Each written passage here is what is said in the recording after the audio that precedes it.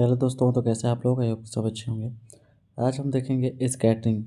हम एब्जॉर्प्शन देख चुके हैं, इमिशन देख सकते हैं, और हम देखने वाले हैं स्कैटरिंग। स्कैटरिंग होता क्या है? ठीक,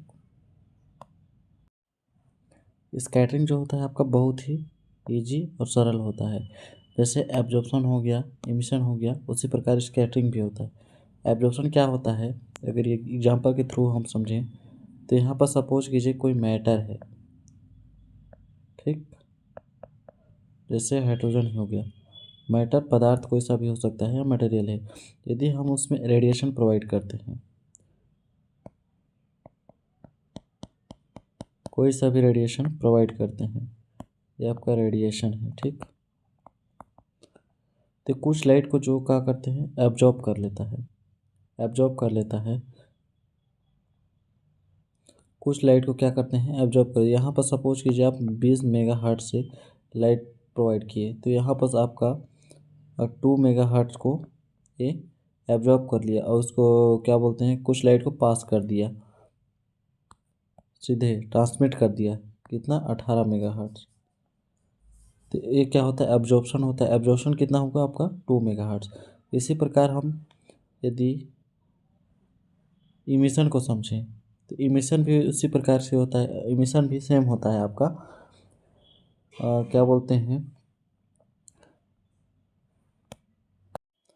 इमिशन भी सेम होता है। जैसे आपका कोई मैटर है यहाँ पास, यदि हम इसको रेडिएशन प्रोवाइड करते हैं, यहाँ पास कोई मैटर है, ठीक, आपका हाइड्रोजन ही, तो ये आपका ग्राउंड स्टेट हो गया। तो यदि हम इसको रेडिएशन प्रोवाइड किए, कोई सा भी रेडिएशन प्रोवाइड किए, ठीक, तो ये क्या होता है, रेडिएशन पाके इसका जो मटेरियल होता है, मटेरियल में जो इलेक्ट्रॉन्स होते हैं वो एक्साइटेड होकर किस में चले जाते हैं, ग्राउंड स्टेट से एक्साइटेड स्टेट में। यहाँ पास ये एक्साइटेड स्टेट फर्स्ट हो गया, चले जाते हैं। इसके बाद अपनी एनर्जी को क्या करते हैं, यहाँ पहुँचने के बाद इमिट कर देते हैं। इमिट करने के बाद ये इमिट करने, यदि इसकी एनर्जी यहाँ पर जाके ख़त्म हो गई तो ये पुनः वापस आ जाता है किसमें, ग्राउंड स्टेट में। तो यहाँ पर जो एक रेडिएशन प्रोवाइड होता है, वापस आने से एक रेडिएशन प्रोवाइड होता है, वही होता है आपका इमिशन, ठीक।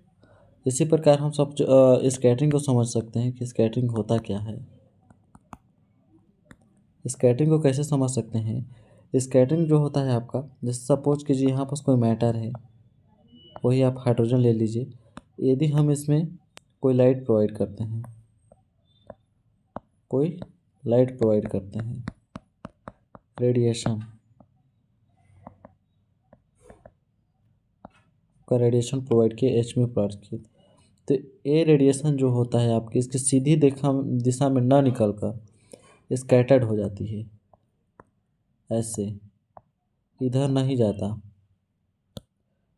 सीधी दिशा में ना जाकर स्कैटर्ड हो जाती है, मतलब बिखराव हो जाता है। स्कैटर्ड का मतलब ही बिखराव होता है, ठीक। और जब ये सीधी दिशा में निकलती है, जैसे रेडिएशन यहाँ से प्रोवाइड किए, यदि ये सीधी रेखा में निकल गई बाहर, तो इसको क्या बोलते हैं, ट्रांसमिशन। ट्रांसमिशन। यदि इसका बिखराव हो गया, ये सीधी रेखा में ना निकलकर इधर उधर बिखर गया, इसमें ना जाकर यहाँ से निकल गया लाइट, यहाँ से निकल गया लाइट इस मैटर से, तो इसी को क्या बोलते हैं हम, स्कैटर्ड लाइट। स्कैटर्ड लाइट, यही होता है आपका स्कैटरिंग स्पेक्ट्रोस्कोपी। यदि इसको हम डेफिनेशन समझना चाहें तो जो आप लोग सपोज कीजिए आप हिंदी में लिखना चाहेंगे तो कैसे लिख सकते हैं, यदि किसी मटेरियल पर या पदार्थ पर यदि हम कोई रेडिएशन प्रोवाइड करते हैं तो वह सीधी रेखा में ना जाकर उसके चारों दिशाओं में बिखर जाता है, बोल सकते हैं स्कैटर्ड हो जाता है। उसी को हम स्कैटरिंग स्पेक्ट्रोस्कोपी कह सकते हैं। तो ये हो गया आपका स्कैटरिंग। आई होप आपको अच्छे से क्लियर हुआ होगा। मिलते हैं अगले नेक्स्ट वीडियो में।